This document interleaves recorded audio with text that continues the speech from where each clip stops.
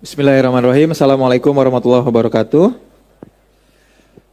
Alhamdulillahilladzi khalaqal mauta wal hayata liyabluwakum ayyukum ahsanu amalan. Asyhadu an la ilaha illallah wa asyhadu anna Muhammadan abduhu wa rasuluh. La nabiyya wa la rasula ba'dah. Rabbi shrah li sadri wa yassir li amri wahlul 'uqdatam min lisani yafqahu qawli. Bismillah. Mari kita lanjut lagi ya. Jadi goal semalam ini adalah kemudian mengidentifikasi hal-hal yang kemudian kira-kira menjadi luka-luka terkait dengan pengasuhan dalam diri kita. Nanti Akang Teteh bisa mengidentifikasi ada di bagian mana and what to do about it ya gitu ya.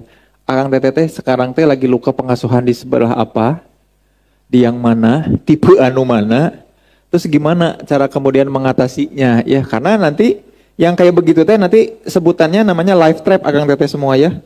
Kita teh akan terjebak pada jebakan kehidupan. Pokoknya ngulang-ngulang punya masalah yang sama. Nah, orang teh masalah nanti eta deui ngulang hal yang sama lagi teh kenapa? Ada apa kok bisa seperti itu? Nah, kita nanti akan bahas lebih lanjut ya. Bismillah. Tapi mudah-mudahan ini paham tadi ya, alamiah dan fitrah. Malam mingguan kita akan ngarah ke sana insyaallah. Mudah-mudahan Akang Teteh bisa bergabung ya. Kalau bisa mah enggak streaming, kita datang langsung. Biar apa ya? Ya biar ada keberkahan di jalannya ya. Dan juga kemudian sama-sama kita bertumbuh bareng di sini ya insya Allah. Nah sebelum ini aku mau bahas dulu yang sebelum ngomongin yang ngasih luka-lukanya apa aja ya, aku mau bahas dulu tentang pengalaman sama ingatan supaya kita kalau ngomongin luka pengasuhan dan takut dewasa tidak menyalahkan sama orang tua ya. Kalau ngomongin luka pengasuhan biasanya sama dengan atau equal with nyalahin orang tua. Padahal tidak semua salah orang tua. Tidak semua salah orang tua, paling sedikit. Yang salah itu apa? Yang salah ya kurang lebih ada di kita juga ya. Makanya aku juga pernah share. Ini aku akan ulang-ulang terus ya tiap pertemuan Akang Teteh ya. Makanya harus hatam. Nanti di pertemuan ke-7 kita akan ada UTS dan kuis ya. Nanti mungkin di pertemuan ke-7 atau ke-8 aku bakal bawa laptop sengaja ya. Nanti kita pakai Kahoot ya. Nanti siapa yang juara akan dapat buku dan konseling gratis, gitu kan? Ya gitu. Iya tuh. Insya Allah ya, mudah-mudahan panjang umur. Besok maut, maut mah nggak usah ditakutin teh, Kang. Nggak usah takut sama maut, ya. Tapi aku masih. Tuh mau nulis apa tadi? Pengalaman versus ingatan. Ini juga bakal aku ulang-ulang terus. Dan Akang Teteh juga perlu ngulang-ulang ini. Kalau bisa ini teh jadi argumen Akang Teteh tiap kali ngadepin orang-orang yang curhat ke Akang dan Teteh ya. Bro, sis, ingat kata Kang Zen, pengalaman tidak selalu sesuai dengan ingatan. Aku tulis ini ceritanya di buku Saatnya Curhat dan Mengungkap Diri Akang Teteh ya, buku kedua aku yang terbit tahun 2021 yang udah pernah beberapa kali aku bagi di sini sebagai door prize ya. Aku cerita kayak gini, aku diundang ke Jakarta, lapar. Di tengah jalan aku minggir dulu ke rest area, terus nyari makan gitu ya. Nyari makan, kebetulan makan di sebuah tempat makan, jangan sebut Solaria, jangan sebut. Makan di situ aja. Dan memang enak di situ, sampai sekarang juga aku masih suka ke sana. Waktu itu, kemudian apa yang terjadi? Aku makan nasi goreng, nikmat pisan. Suapan pertama Akang Teteh, alah, lemak-lemaknya teh ya, nikmat pisan. Suapan kedua ada kacang polongnya tuh, waktu zaman itu mas sekarang udah nggak ada lagi nasi goreng Solaria teh. Ada kacang polongnya, jadi kalau kita gigit teh, kemudian ada sensasi pecah di mulut gini kan Kang. Kacang pedas, aduh nikmat ya Allah ya Rabbi. Terus aku pengen coba gaya lain dalam memakan nasi goreng. Aku ambil kerupuknya.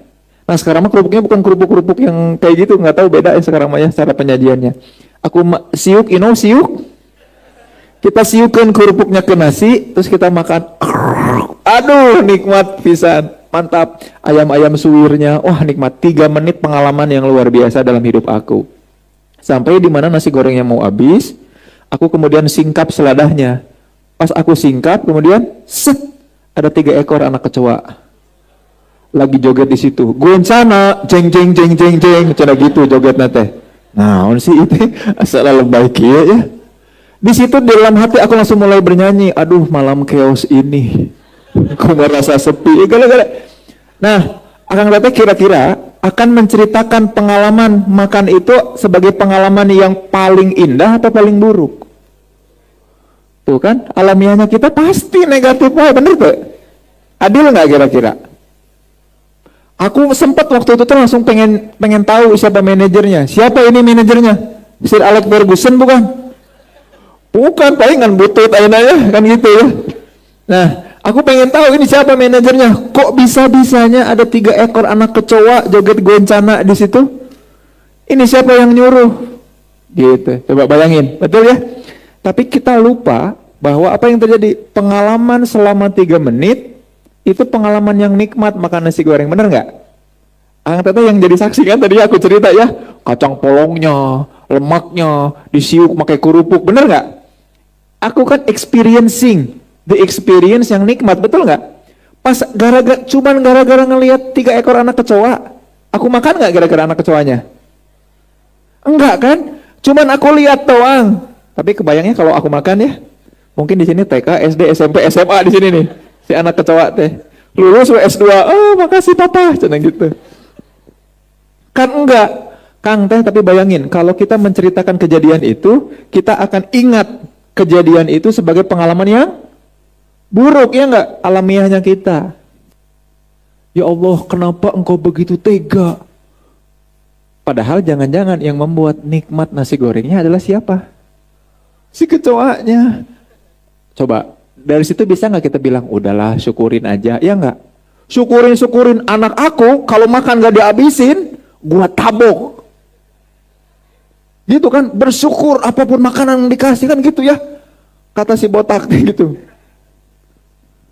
Ya nggak sih? Apakah gitu konsep bersyukur? Nggak bisa, harus kita breakdown. Apa yang dimaksud bersyukur, ya nggak? Kecoanya tidak dimakan. Kalau aku ingat lagi pengalamannya, maka kemudian aku akan mengingat bahwa pengalamannya sebenarnya indah, betul ya? Ada yang menyaksikan tadi. Bahkan ketika aku sharing dan cerita soal makan nasi goreng itu, mungkin di antara Akang Teteh ada yang mulai keluar air liurnya ngararacai kan gitu ya. Ngabayangkeun balik video keluar langsung nasi goreng ya mas sanguan. Mang masa nasi goreng di sanguan. Yalah, gitu pengalaman. Hati-hati punten Akang Teteh sekalian. Ternyata pengalaman kita dalam kehidupan selalu terdistorsi oleh ingatan. Akang Teteh yang punya mantan, Akang Teteh akan mikir bahwa bersamamu adalah keputusan terburuk. Kan gitu ya? Coba kalau dicek pengalamannya dalam kesehariannya, tiap harinya, kan sebenarnya mah bahagia, ya enggak? Betul ya? Aku belajar untuk mencintai makhluk selain Allah. Itu teh syirik ya Allah. Tapi bayangkan, jika syirik dan dosa besar aja aku bahagia, betapa bisa aku lebih bahagia ketika aku benar-benar mencintaimu ya Allah. Kan gitu. Itu bersyukur. Bener nggak? Paham sampai sini ya? Makanya ketika kita bersyukur, Allah tambahkan nikmatnya. Pengalaman menikmati kejadian yang terjadi pada diri kita, sebaik atau seburuk apapun ingatan kita. Jelas sampai sini ya? Clear ya? Tuh kan jadi asa keren ya, bener ya? Pengalaman terus ingat. Maka Akang Teteh, tiap kali nanti ada yang ngecurhat ke Akang Teteh, coba cek lagi. Yakin, itu ingatan kamu yang terdistorsi yang kamu ceritakan ke aku, atau pengalaman senyata-nyatanya kamu tentang hal itu, kan gitu ya? Hari ini aku bete banget, aku gini banget. Coba ulangi lagi cerita kamu dari perspektif pengalaman, bukan ingatan. Bayangin sampai sini ya? Jangan-jangan kamu terdistorsi ingatannya sama apa? Sama ekspektasi. Terdistorsi ingatannya sama apa? Sama harapan-harapan palsu dan semu tentang sesuatu, kan gitu ya? Kang, aku habis disakiti sama seseorang, ternyata dia meninggalkan aku. Jangan salahkan dia. Dia meninggalkanmu karena dia gak mampu mencintaimu sehebat itu. Ekspektasimu yang kemudian membuatmu sakit hati karena berharap dia orang yang mampu mencintaimu. Jelas-jelas Allah yang cinta sama kamu. Kan gitu ya? Oke. Kan gitu kan? Digituin lah ya. Nah makanya ingatan jangan sampai mendistorsi pengalaman. Termasuk ngomongin soal luka pengasuhan. Nah ini mah akan diulang terus sama aku dua ini mah ya. Dua ini mah akan aku ulang-ulang terus karena Akang Teteh mudah terdistorsi. Alamiah. Menyerah pada hal-hal alamiah. Aku mah deui atuh, ini masalah aku. Kayaknya aku gak pantas, gak layak hidup di dunia. Justru udah dibikin fitur-fitur itu teh supaya ngarah ke fitrah. Ya kan pada dasarnya aku emang kotor. Iya, makanya disuruh bebersih. Makanya di Riyadus Sholihin ada bab toharoh. Supaya kamu teh bersih, itu kan bab nomor 1. Ya nggak? Bab toharoh teh bersuci teh. Untuk kemudian ngajakin kita dari yang alamiah menuju ke fitrah. Nah insya Allah nanti bulan Ramadan ya, kita berusaha kembali mengelola alamiahnya. Kita kan pengen makan, hayang ngagayem weh. Ningali jelema pika sebenernya hayang leglegan gitu ya bawahnya teh. Kita diajak buat berpuasa di situ. Untuk apa? Untuk ngajak kita ke fitrah. Nah hati-hati. Pengalaman kita di masa kecil, Akang Teteh kalau mau kita buka file bergiga-gigabyte soal pengalaman kita dengan orang tua kita, maka kita kemudian akan banyak bersyukur. Sayangnya, ingatan kita yang kemudian lebih nempel, masuk di long term memory kita. Paham ya sampai sini ya? Itulah kenapa sebabnya, iya ya, bapakku mah tidak melakukan itu, ibuku tidak memberikan itu, kebayang ya? Padahal jangan-jangan kalau kita mau lihat lebih jernih, luar biasa. Makanya kemudian, andai aja Allah membukakan pengalaman dalam diri kita nggak bisa ngapa-ngapain, kecuali terus-terusan bersyukur, ya nggak? Kalau Allah bukakan semua pengalaman atas nikmat-nikmat yang kita lakukan, kan? Kita tinggal sempat ngapa-ngapain, mau sempat datang ke kajian, pasti ya Allah makasih atas nafasku, atas hidungku, atas alisku, atas daguku, kan gitu ya. Bersyukur mah gitu, jangan tiba-tiba operasi plastik. Syukuri apa yang ada di wajah kita ya. Kalau skincare mah beda teh ya, itu mah perawatan boleh ya. Budgetin sebanyak itu mah beda perawatan skincare mah ya. Jadi ada krim malam, krim pagi, krim duha, krim asar, duhur. Itu mah perawatan. Justru itu bentuk menjaga ya. Hati-hati nih. Yang terdistorsi di luka pengasuhan adalah jangan-jangan ingatan kita tentang apa yang terjadi terhadap kita oleh orang tua justru yang membuat kita terluka sekarang dan jadi takut dewasa. Takut dewasa itu adalah takut kemudian berelasi sama orang lain, membangun relasi yang matang, yang membuat orang lain dan kita saling bertumbuh. Itu yang disebut dengan kedewasaan, maturity. Ngomongin soal kedewasaan, aku tulis di buku aku yang terbaru namanya Tenang di Dunia yang Sibuk ya, angkat itu semua. Jadi dewasa itu memang nggak mudah dan butuh ketenangan ya. Ketenangan itu ada banyak definisinya, aku tulis di buku itu. Ada calmness, ada stillness, ada peace, damai. Tapi yang perlu kita kejar ada yang namanya serenity. Ya nanti kapan-kapan kita akan bahas ya. Ini kan baru ngomongin kecoa di buku aku yang kedua ya. Nah ini aku akan bahas satu-satu. Ingatan apa yang kemudian terpatri dalam diri kita dan tanpa kita sadar jadi karakter. Yang membuat Akang Teteh ketika ketemu hal yang mungkin serupa lebih memilih untuk menghindar daripada menghadapinya. Dan akhirnya kena life trap. Apa itu life trap? Itu kemana-mana, kaditu-ditu deui, ya. Jadi ini kejadian, Kak. Kejadian kehidupan. Lalu kemudian kita masukin ke ingatan. Lalu kemudian kita takut sama ingatan itu. Maka tiap kali punya masalah terkait itu, kita nggak maju, nggak kemana-mana. Muter lagi, teringat kejadian yang terdistorsi oleh ingatan. Dan terus aja muter di sini, nggak pernah maju. Nah, perputaran ini, tapi hidup kita maju kan ya? Perputaran ini terjadi terus ngulibak dalam psikologis kita, bikin apa coba? Bikin residu-residu di dalam diri kita. Makanya banyak sekarang kajian-kajian yang ngajak nangis, ya nggak? Ngajak nangis itu cuman ngajak ini rilis. Ngajak ini kemudian keluar. Apakah setelah keluar selesai? Itu udah kudu diberesan, anggar. Tapi kan enak ya. Akang Teteh ikut kajian terus nangis. Nah, alhamdulillah ya kita lega. Ada efek lega kan ya? Emang ini keluar rilis. Tapi apakah masalah selesai? Enggak. Makanya aku nggak akan ngajak Akang Teteh nangis. Kalaupun Teteh dan Akang mau nangis, sok gue ceri. Nggak akan aku sebut cengeng, enggak. Enggak. Ya, tapi ya gitu. Ya, yang pertama adalah gara-gara apa? Ingatan yang kemudian muncul, yang kemudian menjadikan Akang Teteh terus muter di sini ya. Nah, itu namanya life trap. Apa coba? Life trap itu terus ada di jebakan yang sama. Nah, masalah ini teh Kang akan selalu terulang. Aku dibully SD, udah yang penting SD beres, pas SMP dibully deui. Mudah-mudahan SMA mah enggak aman. SMA dibully deui. kerja dibully deui gitu. Pengkhianatan, dihianati, dilukai, apa-apa, terus aja muter. Gara-gara ini nih. Nah ini yang perlu diberesin. Ini yang perlu diberesin. Nah yang pertama, kalau akang teteh seperti ini, langsung kasih notes di dalam diri ya. Yang pertama adalah lukanya itu yang diingatan itu munculnya adalah luka karena rejection. Ya. Satu itu karena rejection, ya, penolakan. Istilah ilmiahnya namanya rejection wounds. Rejection wounds. Ya. Ini sebenarnya nggak kelihatan juga ya, tapi nggak apa-apa lah aku tulis ya. Rejection wounds.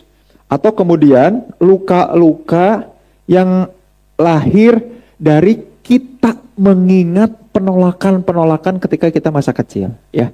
Pengalamannya sebenarnya banyak, tapi entah kenapa kita terdistorsi sama ingatan-ingatan pas ditolak. Ditolak sama orang tua, mah pengen Lego, gak boleh. Pengen beli Tetris, gak boleh. Pengen bintang sobo, gak boleh. Semuanya gak boleh pokoknya mah. Nah hal itu kemudian muncul ya. Tidak merasa diterima, sering mendapat kritikan yang berlebihan, merasa cinta atau perhatian orang tua itu bersyarat, dan dampaknya sekarang apa Akang Teteh? Nah jadi kita ngelihatnya, jadi dulu itu waktu kecilnya yang paling diingat, kita jangan nyalahin orang tua ya, ini mah yang kita ingatnya adalah penolakan dari orang tua. Lalu dampaknya gimana? Nah ini baru dilihat sekarang di Akang Teteh. Dampaknya adalah Akang Teteh, jadi kalau Akang Teteh merasa seperti ini, jangan-jangan coba ingat lagi, jangan-jangan ketika masa kecilnya itu merasa selalu ditolak, kepengen, keinginan, harapan, atau bahkan ketika melakukan sesuatu itu terdapat rejection. Pak, ayo Pak kita main berantem-beranteman yuk, aku Robokar Poli, Papa jadi apa? Jadi Roy? Enggak, Papa sibuk mau nge-zoom. Ah itu tuh contoh rejection. Paham ya? Kebayangnya sampai sini ya? Contoh rejection. Nanti dulu tuh ini mama mau nyesel, atau mama jangan dulu, mama jadi adudu, aku jadi aboboy. Jangan dulu, mama mau nyuci. Ah, kayak gitu.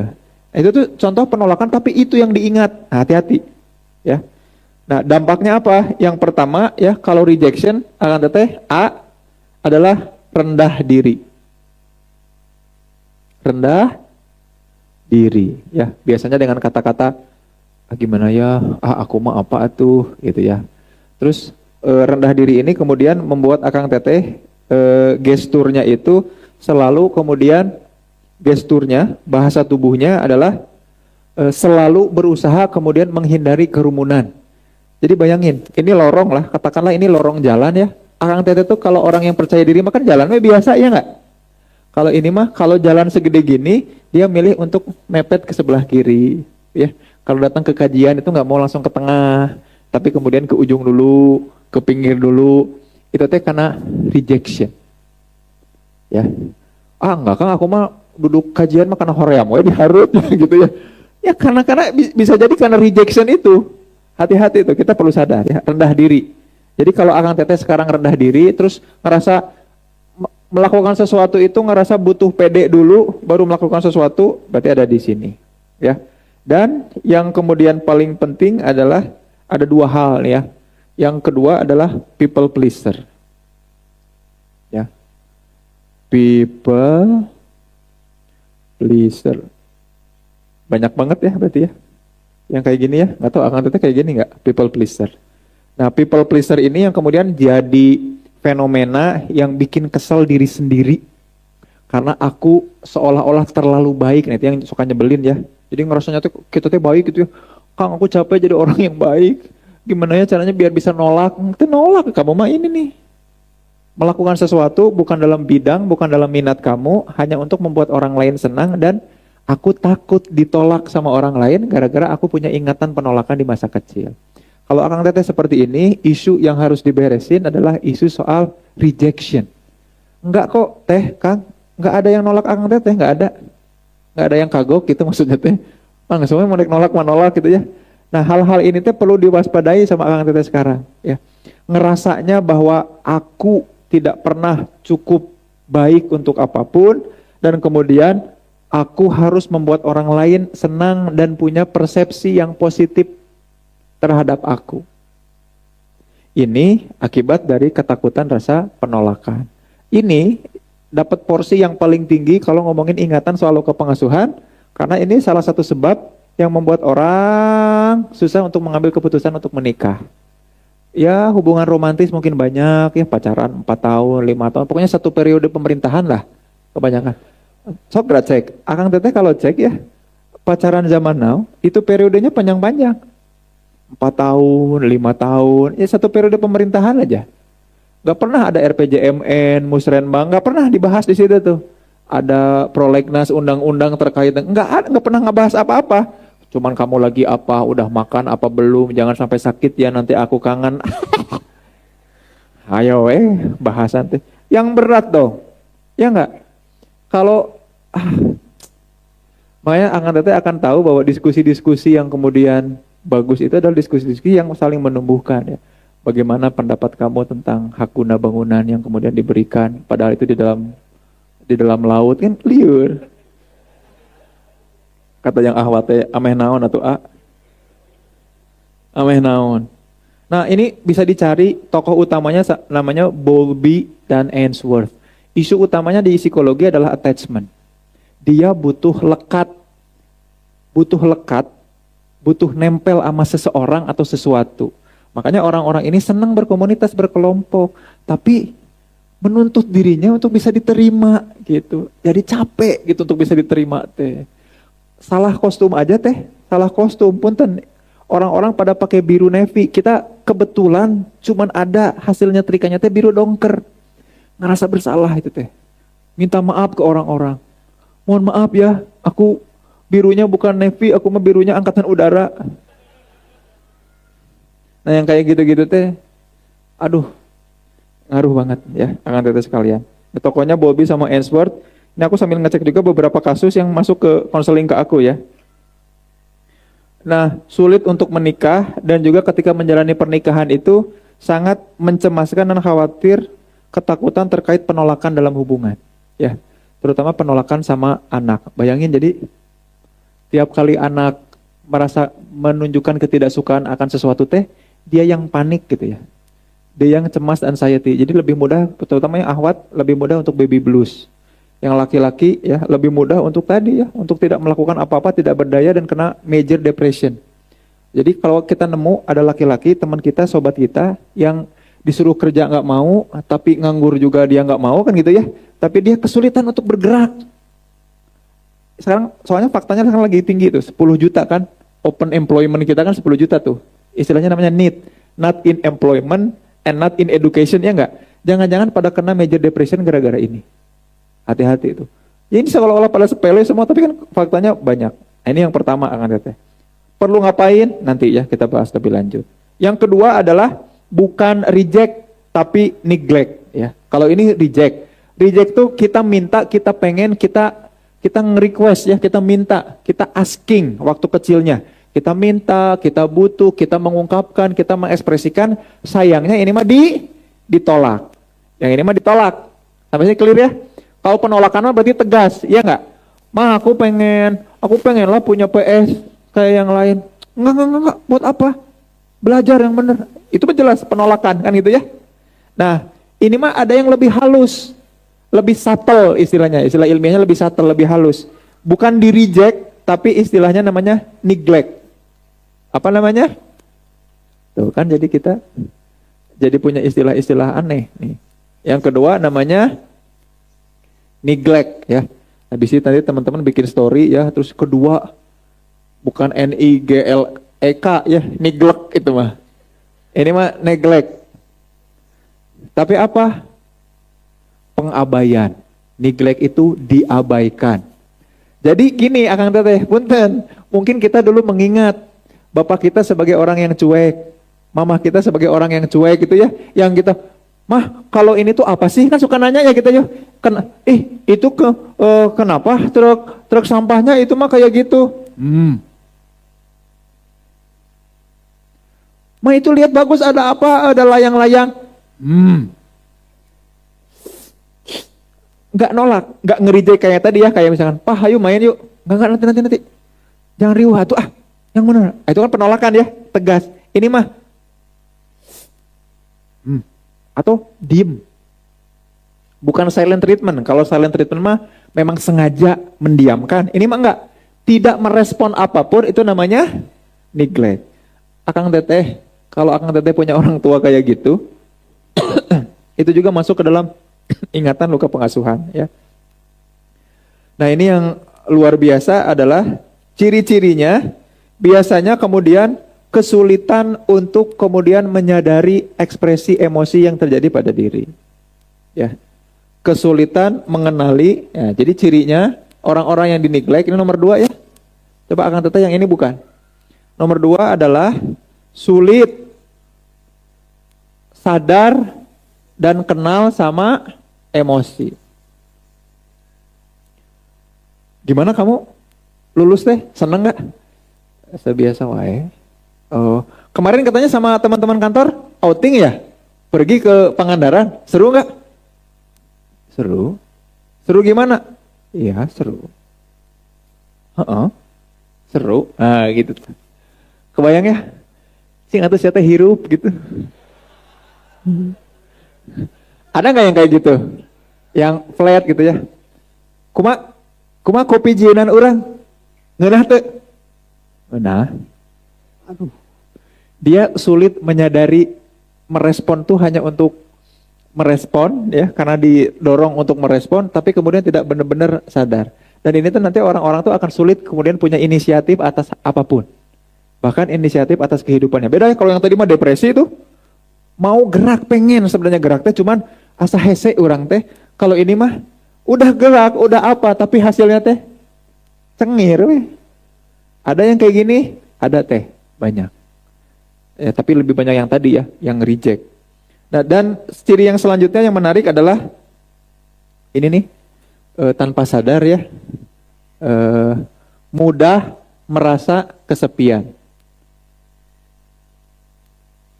Mudah merasa kesepian. Kang kalau yang tadi emang gak ngerasa kesepian, yang tadi mah ngejar Kang, yang reject mah dia ngejar masuk ke komunitas, nyari kelompok, pengen temenan sama orang, sengaja ngebuka jejaring, tapi takut gitu, takut ditolak, kebayang gak sih? Ngebuka terus gimana ya ada apa sih oh mana ribuh gitu aku ribuh ya maaf tuh ya gimana tuh kaplok gitu ribuh pisan ada nggak yang kayak gitu, ada yang suka gitu ya, butuh banget untuk bisa diterima karena tadi isu penolakannya kuat banget, jadi panikan, anxiety. Nah kalau kayak gini mah jadi kata kuncinya tadi mah nggak bisa nolak, ini mah kata kuncinya apa coba? Ya udahlah. Kita kayaknya ketemuan nggak jadi ya, nggak jadi nongkrongnya nggak apa-apa. Oh ya udah nggak apa-apa. Udah weh, ente kecewa, ente mata ngambek, kita terlambat, datang terlambat sama dia. Sorry ya aku terlambat. Iya. Ya udah weh. Kamu kesepian nggak? Iya sih, cuman dia udah males buat ngomong. Aku ngapain? Aku udah nggak punya emosi lagi. Bahaya nih. Ya. Yang bahaya itu kalau sampai di titik kemudian dia punya perasaan di mana apa coba? Dia punya perasaan di mana nggak pernah ada tempat untuk mengekspresikan, tapi fisiknya kemudian ngasih residu tadi. Ngasih residu nih. Mana residu teh? Ngasih residu. Lama-lama muter ngulibek, lama-lama akan pecah. Duar. Yang pecah itu biasanya nggak pernah yang rejection. Yang pecah itu selalu yang neglect. Ya, hati-hati. Jadi orang-orang yang flat, jarang mengekspresikan. Ya, jadi jangan bangga akang-akang kalau punya nanti istri atau pasangan yang bagus. Istri aku mah nerima, sabar, pendiam. Tiba-tiba dibenci tuh ya akang. So, nanti ditanya, mana suami kamu? Itu yang lagi mamah makan, cenah. Rudet. Hati-hati. Karena tadi dia sama sekali nggak sadar apa yang ada dalam pikiran perasaannya, boro-boro bisa punya kendali, ya nggak? Dia nggak sadar apa yang ada dalam pikiran perasaannya. Jadi kalau akang teteh ditanya, gimana perasaannya tentang suatu, kamu punya pendapat nggak tentang? Naonnya? Nyengir itu sebagai ekspresi pelarian tuh. Contoh misalnya gini ya. Gimana nih baju aku bagus nggak? Ngeblank di kepala teh, nggak bisa ngomentarin apa-apa. Gimana komentar kamu tentang kejadian ini? Nah, bukan karena blow on, itu mah bukan. Bisa jadi dia kalau dikasih tugas, jelas tugasnya, bisa ngerjain, tapi gara-gara neglect. Teh, Kang, kalau yang ngerasa ini mah aku langsung kasih tipsnya, disclose. Cari temen, berusaha untuk cerita apapun itu, minimal lewat tulisan kalaupun gak mau ada orang lain. Tapi lebih penting ada orang lainnya. Supaya orang lain yang manusia itu ngasih feedback. Jangan tiba-tiba nyari ChatGPT, DeepSeek gitu ya. Lebih halus, mah DeepSeek, enggak. Tetap butuh orang untuk disclose. Cerita ke dia hal-hal yang orang lain belum tentu tahu tentang itu. Paham ya, Kang? Akang-akang terutama nih, yang banyak yang neglect mah nih. Makanya kemudian kalau ada orang kemudian rewel dan riweuh ke akang-akang, akang itu, naon sih? Ini tinggalkeun. Nah, kayak gitu ya, ngeghosting we. Ketika si ahwatnya udah mulai pengen diterima, si akangnya ngerasa, mana yang riweuh. Akhirnya tuh yang ghosting tuh biasanya neglect memang kebanyakan di laki-laki. Ya, makanya kasus-kasus mutilasi kemarin. Yang reject kebanyakan di mana? Perempuan. Kebanyakan ya, tapi kita semua bisa mengalaminya. Yang ketiga adalah ingatan overprotective dari orang tua. Nah, ada nggak orang tua yang overprotective? Kang, kalau keluar rumah kemana-mana harus pakai helm pokoknya mah. Itu misalkan ya. Nah, ini nomor 3 nih. Overprotective. Ada yang kayak gitu, mending langsung ya, ada. Nah, sekarang akhirnya boleh ya keluar kajian malam gitu ya. Iya. Asalnya mau ditemenin siapa? Gitu. Nah. Aduh, ini apa ya? Oh iya. Ciri-cirinya adalah selalu ada di zona nyaman. Gak berani ngambil resiko gitu. Nah, kalau orang-orang kayak gini mah, ayo Kang, udah weh. Terutama akang-akang nih ya, kalau yang akang-akang ya. Kalau yang tete-tete suka ada tambahan gejala lain. Kalau yang akang-akang, hajar aja. Seorang itu hanya bisa berhasil kalau jatah gagalnya sudah habis. Akang-akang buka teori marketing, teori bisnis apapun ya, Peter Drucker atau apa, atau tokoh psikologi namanya Locke sama Latham, dia bilang kayak gini, sukses itu hanya terjadi dalam 2 hal. Pertama, orang disebut sukses kalau orang itu bisa memenuhi janji atas dirinya sendiri. Jadi aku janji mau bangun jam 4, maka penuhi janji itu dan Anda sukses. Udah, gak usah banding-bandingin sama orang lain. Kita lihat tetangga kita bangun jam berapa, gak usah, udah. Bangun jam 4, aku berhasil pas jam 4, udah itu berhasil, udah. Jangan ngebandingin sama orang lain, kalau si dia udah bangun, nggak usah, udah. Kita udah itu tuh udah sukses. Nah kita mah kan, kalau kata Leon Festinger, social comparison. Pengen ngebandingin sama orang lain, enggak, udah, cukup, itu sukses. Tapi ada definisi sukses kedua. Sukses itu adalah ketika jatah gagal, habis. Maka kita tidak akan pernah benar-benar merasakan sukses kan? Ini terutama buat orang-orang yang ingatannya adalah overprotective dari orang tuanya, ingatannya bahwa aku sulit untuk ngambil keputusan, takut salah, soalnya ngambil keputusan aja disalah-salahinnya tuh luar biasa. Ingat nggak contoh orang tua yang kayak gini? Jangan lari, nanti jatuh. Tuh kan jatuh, kata papa juga apa? Kita kemudian nggak bisa ngambil keputusan. Lompat ulahnya.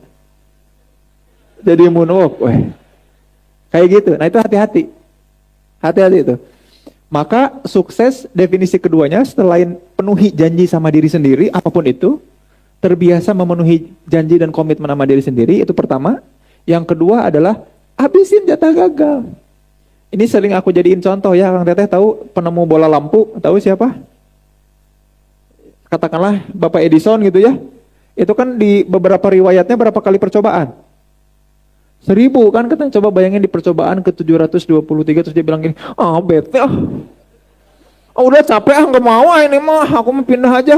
Coba bayangin di percobaan ke 723 dia rewel dan bilang kayak gitu. Jadi nggak kita punya bola lampu? Maka sukses itu ketika jatah gagal udah habis. Kang, terutama yang akang-akang, hajar sikat Nah kalau teteh-teteh mah ternyata hal ini butuh validasi dari orang lain, dari besti. Ya, untuk ngambil resiko, ini buat teteh-teteh, nggak bisa asal hajar teh. Kalau tete-tete ngehajar, maka tete-tete akan dikucilkan dari sosial. Kebanyakan penelitiannya kayak gitu. Maka tiap kali mau ngambil resiko, cari orang yang bisa ngasih jaminan.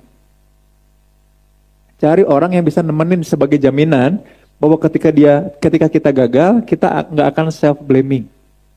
Bukan juga berarti nge-blaming dia ya, bukan. Tapi ngebantu kita untuk kemudian bangkit lagi. Karena kalau laki-laki mah masih bisa hajar resiko, oke, nggak akan nyalahin siapa-siapa, nggak akan nyalahin diri sendiri. Gitu. Kalau perempuan mah masih ada namanya attribution error ya, salah menjelaskan, kecenderungan menjelaskan sebuah perilaku itu ke diri. Oh berarti aku salah, berarti aku bodoh. Enggak. Nah kecenderungan itu makanya butuh orang untuk menjamin. Makanya nggak bisa tete-tete mah punya rencana itu nggak diceritain gitu ya. Makanya Kang teh mitos 20.000 kata teh mitos.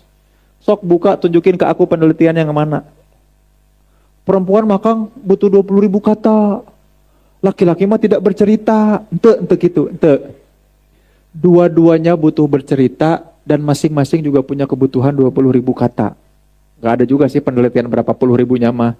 Cuman semua orang, semua laki-laki dan perempuan butuh cerita. Bedanya, laki-laki mah kebutuhan kapannya.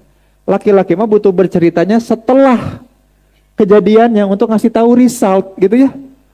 Kalau aku ngasih tahu proses, aku jadi berpuas diri sok. Akang-akang pernah nggak ada yang curhat ke orang, kumanya orang jiun ieu, tara jadi. Sok, tah keureut ceuli. Sok Kang silakan ngobrol, ngopi bareng. Wih kita asa idealisme naik ya nggak di warung kopi mesen. Wih kumaha orang jiun kieu pret moal jadi moal. Laki-laki mah jadiin dulu baru ceritakan apa di mana berhasilnya gitu ya. Gitu, tong loba teuing ka warung kopi kecuali udah sukses. Orang karek beres iya ngomongin di tempat ngopi. Ini mah kumanya orang-orang ieu kumaha maneh kumaha. Oke, deal ya isukan. Oke. Nu jadi, apakah lelaki butuh cerita? Butuh. Kalau udah jadi, udah sukses, udah selesai. Kalau ahwat mah enggak. Tete-tete butuh before it happen. Aku bener nggak ya? Aku mau ngelakuin ini bantuin aku. Terima kasih bestie. Gitu. Selalu happen. Kalau enggak kesendirian terjadi. Paham ya jelasnya sampai sini ya? Bukan berarti ini teh mendiskriminasi laki-laki dan perempuan. Enggak, sama-sama. Cuman beda tempat. Nah, kita perlu sadari tempatnya. Laki-laki mah after, makanya sikat lah we Kang. Sikat dulu, hajar dulu, cobain dulu, pas berhasil baru ceritain gitu ya. Kalau gagal, tong ngomong cicing weh. Jadi deui. Makanya lelaki tidak bercerita, mun can gawe nanaon. Betul ya? Bukan malah ke minimarket cicing dina kursi. Enggak, kerja. Tuh, kata Bapak Jokowi gitu. Kerja. Gitu. Makasih Jokowi. Ya. Ini yang kemudian hati-hati akan nanti teh ya, perbaiki. Ini nanti yang si itu mah nanti ya, yang reject mah nanti ya tipsnya ya, yang neglect udah ya, harus disclose, harus curhat, harus actual behavior. Laki-laki perempuan butuh, yang ngerasa aku punya ingatan di neglect sama orang tua aku, Pah alhamdulillah aku dapat nilai 100. Hari si Obeng kamari kemana? Oh di itu Pak, ya. Kan gak direspon ya enggak? Itu neglect namanya, hati-hati tuh. Mulai cari orang untuk bisa kita, Kang, curhat tuh nggak apa-apa Kang, butuh kita curhat. Rasul juga bingung ya, kenapa malaikat Jibril nggak datang. Abu Bakar As-Siddiq tuh bilang ke Rasul, duhai Rasul, kenapa kalau aku nggak bersama engkau, aku tuh ngerasanya tuh susah banget buat ibadah. Kan Abu Bakar bilang gitu, itu kan curhat dan rewel ya nggak? Masa ada cowok ogo ke cowok lain? Yang ogonya Abu Bakar, orang yang masuk ke pintu surga manapun. Iya gak sih? Rewelnya ke Rasulullah, manusia paling mulia. Terus kita gak mau melakukan itu, cari makanya orang soleh rewel sama orang soleh itu. Duhai soleh. Jangan ngaranna soleh, nasi eta orang soleh. Kunaonnya aing teh, aduh. Itu yang dilakukan. Nah nomor 3 mah buat yang laki-laki, sikat, hajar. Buat yang perempuan, cari support, tell your dreams, kasih tahu mimpinya apa. Aku pengen buka hijab store yang kalau orang masuk itu, bahkan dia belum berhijab, dia akan berhijab. Dilarang aja laki-laki masuk situ kan? Bahaya, sakelina asup kebrus ya di berhijab. Itu nomor Nomor 3 ya, Akang Teteh sekalian. Nomor 4 ya, adalah kemudian gara-gara harapan-harapan yang tidak realistis. Ini menarik. Ada nggak Akang Teteh yang nomor 4 ini? Yang ketika kecil, begitu difasilitasi luar biasa oleh bacaan dan tontonan, yang kemudian akhirnya punya, ini nomor 4 ya. Punya, sedari kecil, punya harapan atau impian yang tidak realistis. Tidak realistis.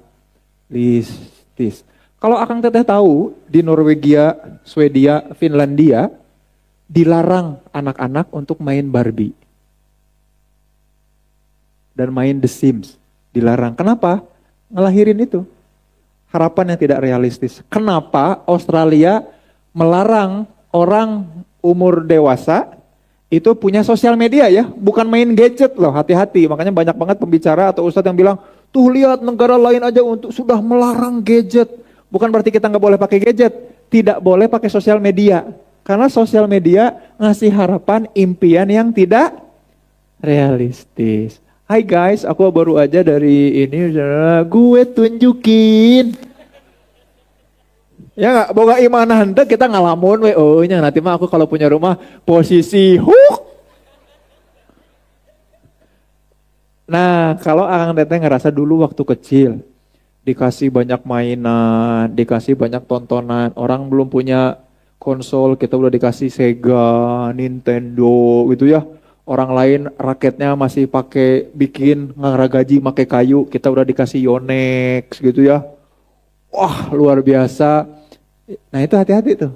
Kemudian di saat dewasa ini kita akan mendapati bahwa realita itu tidak seperti itu. Nah, ada orang-orang yang kemudian seperti ini ya kan itu semua. Biasanya ini mah kebanyakan terjadi pada orang-orang yang orang tuanya sangat berkecukupan, tapi kurang intens relasi atau realisasinya. Ada 2 hal yang terjadi. Cirinya adalah perfeksionisme ya, perfeksionis, sama yang kedua adalah mudah burnout. Perfeksionisnya kayak gimana? Pokoknya mah perfeksionis itu bukan berarti dia pengen kesempurnaan, bukan ya. Kalau tidak sesuai dengan apa yang aku inginkan, jika pisan jeung kahayang orang mending ulah we. Bayang ya, ada orang-orang serese itu, ada. Tapi jumlahnya tidak sebanyak yang tadi, yang reject, yang neglect ya. Sama yang tadi yang ketiga itu apa? Overprotective. Nah, perfeksionis itu kalau tidak sesuai dengan kepengen kita maka mending jangan. Nah, hati-hati, ada juga nih Akang Teteh yang berharap pasangan yang sempurna gitu ya. Nyari mengkriteria, bukan kamu, sorry, you are not my type. Nyari tipe, pas dapat tipenya, kata si tipenya teh, sorry, you are not my type. Gue tunjukin. Mamam. Ya kayak gitu ya, makanya berhentilah mengkriteria, mentipe-tipe. Karena orang tidak suka ditipe-tipe dan kita harus sadar, jangan-jangan kita bukan tipe orang yang tipe kita. Aku pengen punya tipe kayak Jimin, Taehyung. Apa kita mah yang JKT teh? Akang sahanya alumni JKT teh. Lah aku mata apa tuh, Akang apa eta langsung nyebut. Woi gitu ya. Keluar ke atau lightstick, nah keluar ke. Nah, hati-hati mengkriteria membuat kita malah jauh dari apa yang kita inginkan. Nah, yang ini namanya burnout. Akang Teteh tahu nggak burnout itu apa? Seiring berjalannya waktu dan usia kita, tekanan makin naik. Nah, burnout itu definisinya adalah tekanannya naik, tapi performance-nya sama-sama aja. Jadi pressure, tekanan, tuntutan terhadap kita naik, seiring waktu kamu teh kuduna kieu, kuduna kitu, tapi kitanya sama sekali performance kita sama sekali nggak naik-naik. Sakit gitu deui, nggak ada hasil karya apa-apa, nggak ngeluarin apa-apa, nggak bikin apa-apa, itu teh namanya burnout. Muak, barijeng kita nggak dapat apa-apa. Nah kalau ketemu orang yang burnout, Akang Teteh ada di posisi ini, gimana? Berkarya aja. Mulai berkarya, bikin sesuatu yang orang bisa nikmati, rasakan dan lihat. Kalau Akang Teteh berada pada nomor 4 ini, udah we bikin dulu we. Asal jadi dulu. Ya, tapi mudah apa susah? Susah tuh. Ya enggak? Tapi bukan ini yang aku pengen. Orang lain pengen enggak? Tanya. Yang penting orang lain pengen enggak? Bisa jadi orang lain ada yang butuh. Berkarya aja dulu. Ya. Nah, Akang Teteh mungkin di Akang Teteh sekarang enggak ada, tapi Akang Teteh perlu tahu generasi alfa yang ke depan nih, yang masih pada kecil-kecil, yang belum tentu ikut kajian ini, adalah orang-orang yang seperti ini. Paham? Banyak banget aku nemu orang tua yang begitu luar biasa ngasih fasilitas ke anaknya. Jangan begini, jangan begitu. Aku dulu waktu kecil gak punya ini, kamu harus punya. Luar biasa ngogo ke anaknya. Dan kurang lebih mungkin kita akan banyak menemukan ketika Akang Teteh udah jadi bos, udah jadi juragan ya, udah umurnya 30-an ke atas 40-an, bisnisnya udah sangat settle, akan punya berhadapan dengan generasi-generasi ini nih. Orang-orang yang kemudian bukan itu kepengen aku gak mau pokoknya itu. Mana? Bersyukur kamu teh. Nah, kita harus operasionalkan kata-kata bersyukur. Nah, 4 ini yang kemudian, tapi ada yang lain sebetulnya ingatan kita, tapi itu memang klinis. Kalau Akang Teteh yang ingatnya adalah kekerasan, fisik, verbal, itu mah klinis. Itu mah nggak bisa kemudian kita tipe-tipe ya. Tapi gini, Akang Teteh, kita perlu kemudian bisa mensiasati keempat hal ini. Ya, kita sekarang masuk ke yang paling banyak dulu ya. Mensiasati terutama yang reject, ya, yang reject. Gimana kemudian mengatasi reject? Dan kalau mengatasi reject ini ternyata berlaku bukan cuma buat nomor 1 aja, tapi berlaku untuk semua. Apa kata kuncinya? Kata kuncinya ternyata orang yang dekat di sekitar kita. Adalah siapa? Asep. Coba ngacu Kang Asep. Ini dia kuncinya, yaitu menerima. Asep. Maka teladani dan contohlah Kang. Karena Kang Asep bisa. Tapi gimana caranya menerima teh Kang? Itu ya? Betul ya? Nah ini kita masuk ke arah situ. Bagaimana? Ini karena nomor 1 ini nanti ngaruh ke semua. Nomor rejection, neglect, overprotective. Sama yang tadi keempat apa? Harapan tidak realistis itu ngaruh ke semua. Kalau kita kemudian berusaha untuk bisa menerima siapa? Menerima diri kita. Karena ketika nanti Akang Teteh mulai menerima diri, berproses untuk kemudian menerima diri, maka kita akan banyak banget denial, penyangkalan yang ini mah insya Allah dibahas minggu depan. Ya, insya Allah minggu depan temanya sepertinya aku memang dari planet yang lain. Yang membuat kita harus bisa menerima siapa? Diri kita. Ya. Ada sesi tanya jawab? Boleh? Boleh ya? 2 aja ya, jangan banyak-banyak ya. Kita biar bisa pulang. Kita teh maksudnya aku, kan Akang Teteh mah nggak pulang ya. Kiam atuh. Kan kita nanti kiam bersama ya. Betul. Nanti lanjutan soal ini, uniqueness dan proses penerimaannya, kita akan bahas di minggu depan. Di kajian, temanya sepertinya aku memang dari planet yang lain. Mangga silakan kalau ada pertanyaan. Silakan yang neglek. Satu. Yo yang neglek ungkapkan misalnya. Satu ditahan. Yang neglek. Iya, Satu Ikhwan, satu Ahwat aja Kang. Satu Ikhwan, satu Akhwat ya. Yang belakang tuh. Atau yang Ikhwan boleh pura-pura jadi Ahwat, jangan. Teteh mau di lawang pantok, aku nggak mau kalah. Oke, kita mulai dari yang Ikhwan dulu yang ini ya. Diperkenalkan namanya siapa, dari mana, langsung bertanya Kang. Oke, assalamualaikum warahmatullahi wabarakatuh. Waalaikumsalam. Perkenalkan nama saya Ilham, asal dari Marga Cinta. Izin bertanya, Ustad. Siap. Kalau misalkan kita kan tadi people pleaser disebutkan bahwa takut menolak gitu. Nah, kalau misalkan dalam konteks ini, misalkan saya sebagai bawahan, ketika ada tugas atasan yang tidak masuk akal gitu, terus saya menolak, apakah itu termasuk kepada people pleaser gitu? Contoh, memindahkan Candi Borobudur ke Kiara Arta gitu ya. Ya, jadi bukan Kiara Arta Park tapi Borobudur Park misalkan.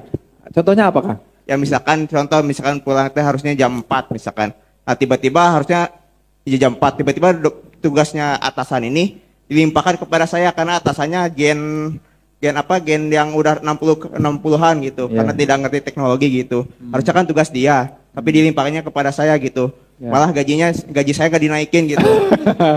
Kerjaannya dikesayahin, gajinya dia nggak dikesayahin. Ya itu. Ya. Iya, Nah betul, itu betul. gimana cara untuk menolaknya gitu? Ya. Seperti itu gitu. Diruk Supaya ya, nanti ruk ya. ya supaya nanti ketika saya misalkan di tempat yang baru, ya saya misalkan Ya. ada tempat-tempat yang aneh, ada tugas-tugas yang aneh-aneh, saya bisa menolaknya gitu. Ya. Seperti itu, Ustaz. Siap. Sami-sami. Asa getek dipanggil Ustadz ya. Ya serius aku kieu bae nya. Siga kalung. Sok siapa teh? Ada satu lagi?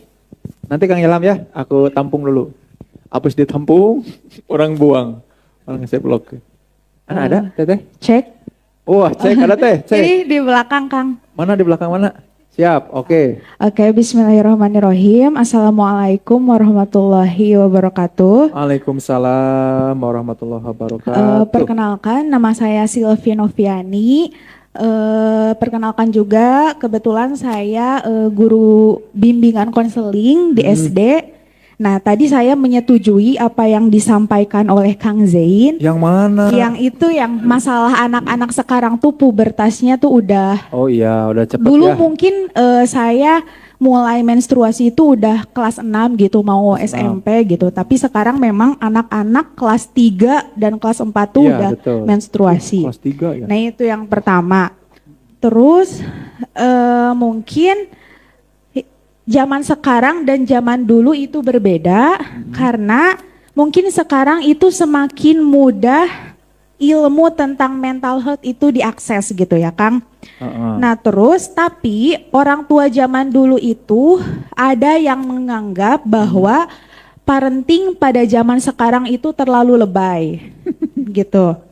Nah terus anak zaman sekarang dituntut harus memaklumi orang tua zaman dulu karena katanya ya udah nggak apa-apa, maafin aja orang tua kita mungkin karena dulu memang itu tadi ilmu tentang mental health-nya itu tidak semudah diakses pada zaman sekarang. Betul.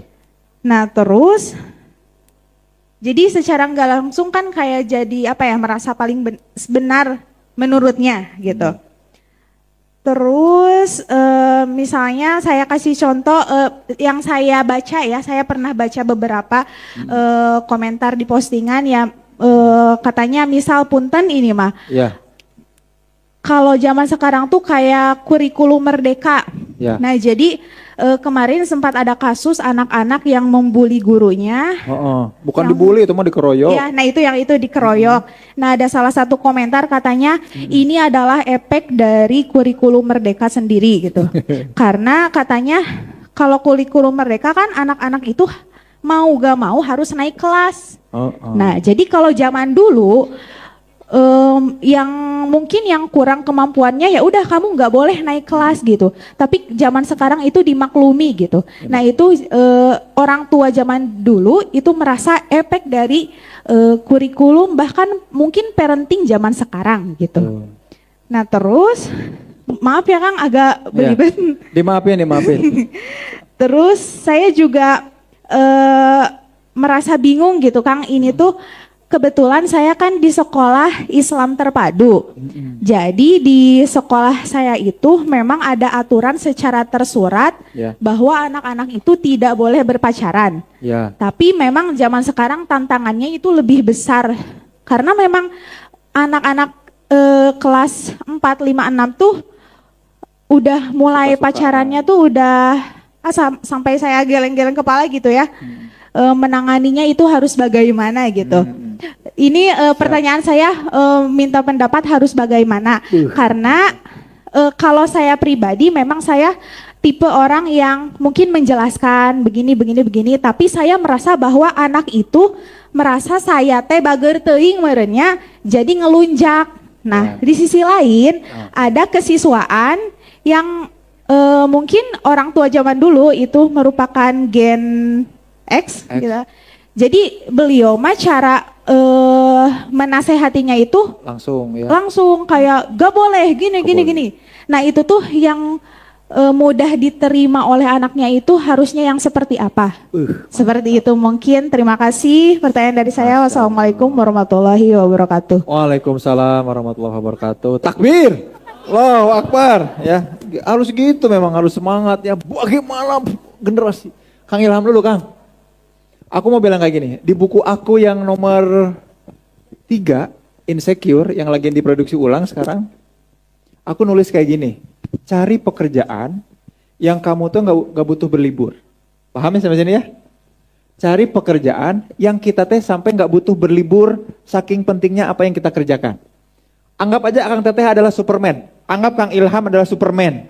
Yang orang lain teh butuh banget Superman dan tiada Superman selain Kang Ilham dan hanya Kang Ilham yang Superman-Supermannya, yang kemudian Kang Ilham teh hanya Superman satu-satunya yang membuat orang lain hanya bisa mengandalkan Superman Kang Ilham. Apakah Kang Ilham akan berpikir untuk libur? Tidak. Boro-boro mikir libur, gak akan mau disuruh pulang jam 4 juga. Kebayangnya sampai sini ya? Geus waktuna balik itu jam 4, geus jam 8 tingali. Kuduna waktuna balik, ini masih ngomong. Cari pekerjaan yang kita nggak butuh untuk berlibur. Capek, yuk kita healing dulu yuk. Mending kita ke Labuan Bajo. Orang Labuan Bajo, orang ngaherian komodo digegel. Kan gitu ya. Akang Teteh coba refleksi lagi. Ini termasuk yang mau aku ajak ke Kang Ilham. Sebelum kita ngomentarin interaksi kita di tempat kerja, aku mau nanya kayak gini dulu. Kita punya nggak misi personal? Yang kemudian gara-gara misi ini, apapun yang aku lakukan itu jadi penting. Dan kepentingannya itu membuat aku terdorong untuk selalu mau bertumbuh. Ada nggak kayak gitu Kang Ilham? Karena kerjaan ini adalah bukan cara aku untuk mendapatkan penghasilan. Bukan. Ini adalah caraku untuk caper padamu ya Allah. Maka aku akan ngasih solusi yang terbaik terhadap apapun yang aku lakukan. I'm not doing my job. I'm just want you to love me ya Allah. Aku pengen ridomu. Cing demina sok keureut ceuli batur. Maka kalau ini yang kemudian terjadi, jam kerja itu udah nggak penting. Bukan berarti, atuh aing kitu mah aing kudu gawe terus atuh. Si Kang Zena, bukan. Aku pengen ngarahin lu ke itu. Aku pengen ngajak Kang Ilham buat ngerefleksi. Jangan-jangan Kang, yang Akang kerjain teh membuat Akang tidak passionate about sehingga, orang ikan gawean male atau kuduna adil, ya nggak? Itu dulu yang harus dicek. Jangan-jangan Kang Ilham kerja itu ya karena itu ada gajinya. Kalau kayak gitu, come on, berarti kita semua masih ada di dalam genggaman kapitalisme, liberalisme, takbir. Kita kemudian harus keluar dari jurang kan gitu ya, kebayang sampai sini ya? Karena mestinya apa yang aku lakukan itu penting. Kang Teh, kalau kemudian kita nggak mulai dari sini, maka friksi-friksi kayak gitu kemudian akan terus ada. Tapi Kang kan nggak adil Kang. Itu tuh kan jam kerja itu kan sesuai SOP-nya dan lain gitu kan gitu ya. Tapi kalau kita mau telusuri apa yang terjadi pada zaman Rasulullah, ada SOP nggak? Ada jam kerja nggak? Kerjanya apa? Kan gitu ya. Maka yuk mulai yuk kita bangun diri kita, ngedevelop diri kita di sini. Nah, masuk ke jawabannya sekarang. Kalaupun ternyata kita belum ke sini dan masih nebeng di kerjaan orang, masih jadi karyawannya orang, maka kita perlu bisa memisahkan dua itu. Ada orientasi OT namanya, orientasi tugas sama OR, orientation relation. Nah ini psikologi industri dan organisasi aku keluar ya ke HRD-an. Dalam bekerja itu kita mesti clear dulu. Ketika aku bekerja di kantor ini, Kang Ilham, relasi aku adalah relasi tugas atau orientasinya relation, ya enggak? Kalau orientasinya relation, maka mestinya mau tuh bilang kayak gitu jadi people pleaser, ya enggak? Karena orientasinya relation. Aku enggak mau relasi aku buruk sama si bapak ini umur 60-an, maka aku nurut apa yang dia lakukan gitu ya. Ya berarti akad kerjanya orientasinya relasi. Kuduna Kang Ilham jadi anaknya si bapak eta. Karena relasi yang bagus maka keluargaan. Panggil dia papa. Baik papa, akan aku kerjakan walaupun lembur dan tak buka duit.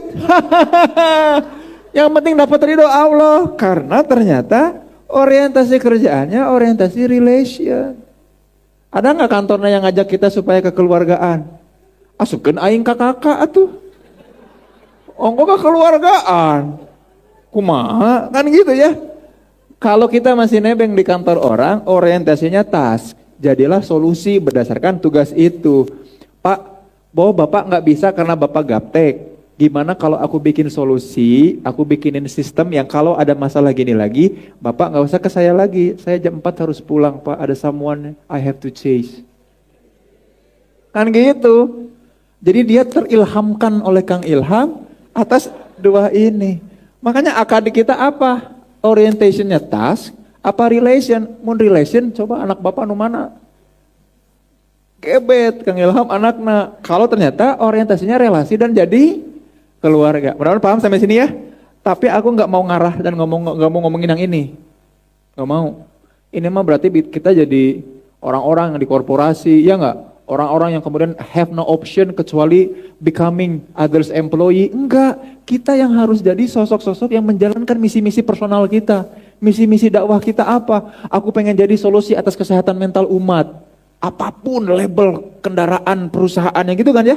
Aku pengen jadi solusi atas digitalisasi keislaman kita. Supaya orang itu nggak nganggap lagi manual-manual ketika aktual behavior beramal soleh teh. Kita digitalisasi. Kan gitu. Aku pengen jadi solusi pembiayaan perbankan. Ya mulai dari situ atuh guys.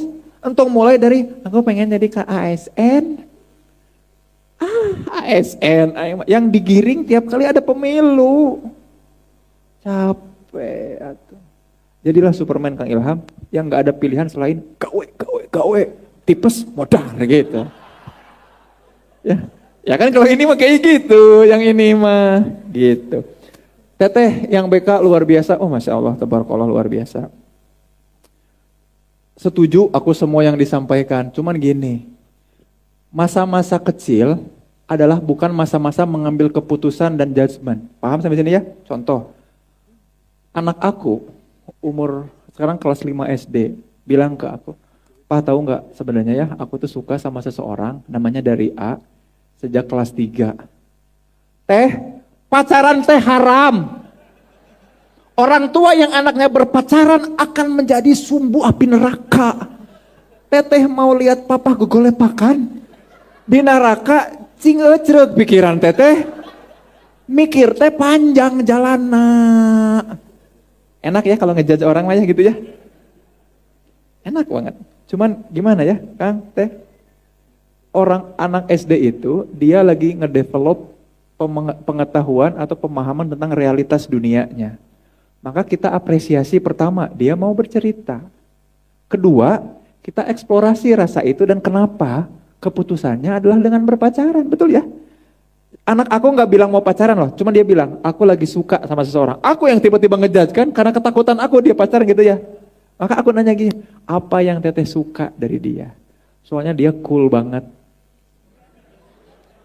Kalau datang dan masuk ke kelas, dia selalu pakai jaket dan jaketnya ada kupluknya. Oh kupluk pisan ya orangnya berarti ya.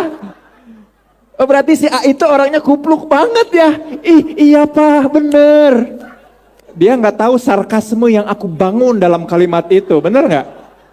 Kalau dia nggak ngerti sarkasme yang aku bangun dalam kalimat itu, bagaimana kita bisa tahu dan bagaimana kita bisa prediksi bahwa dia akan memahami apa yang kita sampaikan kalau kita nyeramahin dia soal neraka dan pacaran? Paham sampai sini ya, clear ya?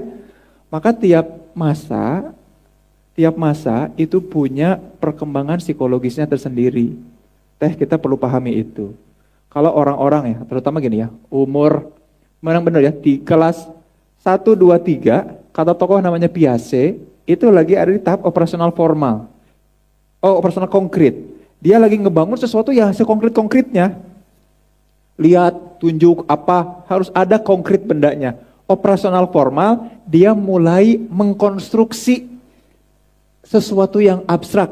Ada konsep-konsep abstrak yang lagi coba dia pahami. Contoh apa? Suka, cinta, apa sih? Gitu ya. Aku, ini anak aku yang kelas 5 SD si Teteh. Teteh, good night sayang. Apa sih? Afeksi itu apa sih?